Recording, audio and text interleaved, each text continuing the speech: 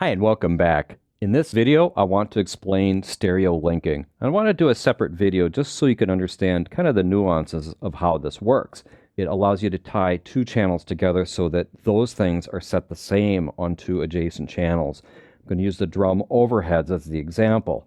Now in the last video you saw that if you take a channel, hit the select button, that opens up the pan control here, the pan knob and the pan display that shows you the position within the spectrum between the left speaker and the right speaker where you have the panning set. With it in the red here, right in the middle, it's coming equally out of both sides.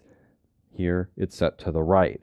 Now, if you had a stereo pair, like drum overheads or maybe a keyboard that you want to split and pan left and right, then you would hit select, pan it left, hit select, and pan it right.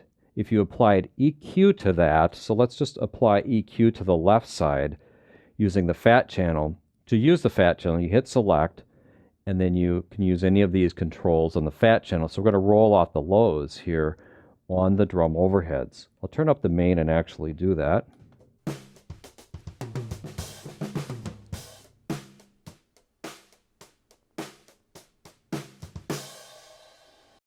And we might actually want to do that for the drum overhead so we don't pick up quite so much kick. We've got plenty of lows from the kick channel itself.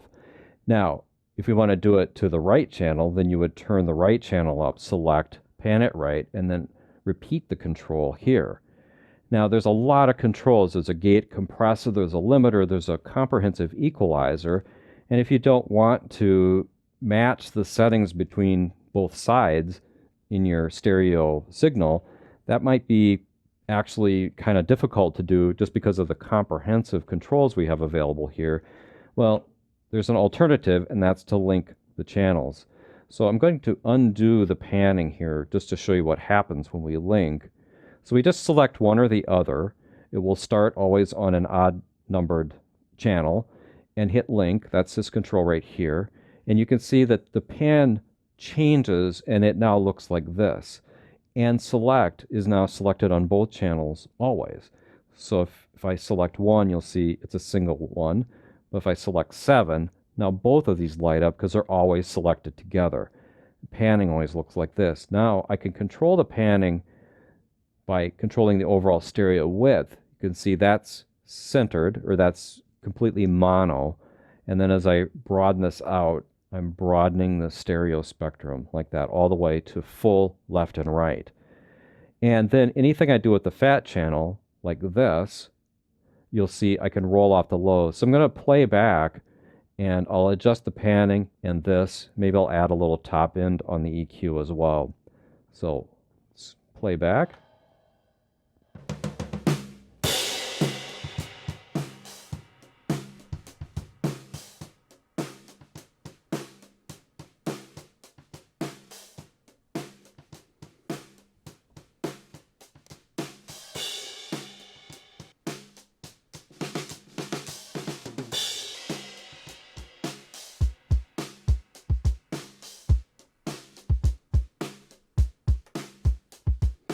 All right, so basically that's how that works. It's a real time saver.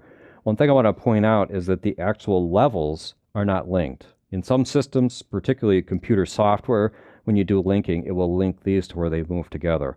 I'll play back and just show you, you still have independent level controls even when they're linked.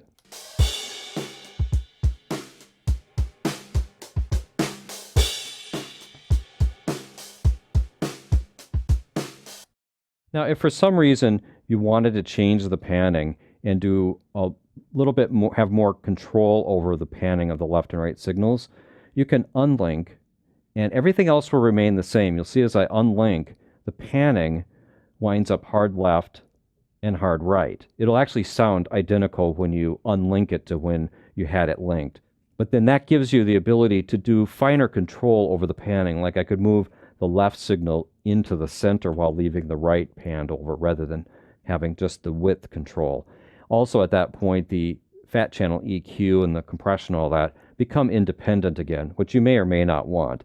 But the big advantage is if you want to adjust the panning, you can unlink it, and then you've basically copied the setting between the two sides, and then you can adjust the panning appropriately. So I'll link it, I'll play back, unlink it, and show you how you could adjust that panning.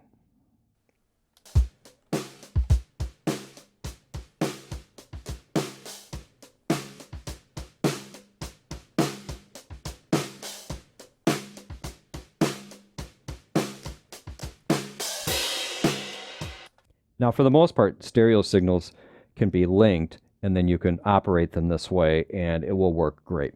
So that's an explanation of stereo linking on the Studio Live AI series boards. We'll see you in the next video.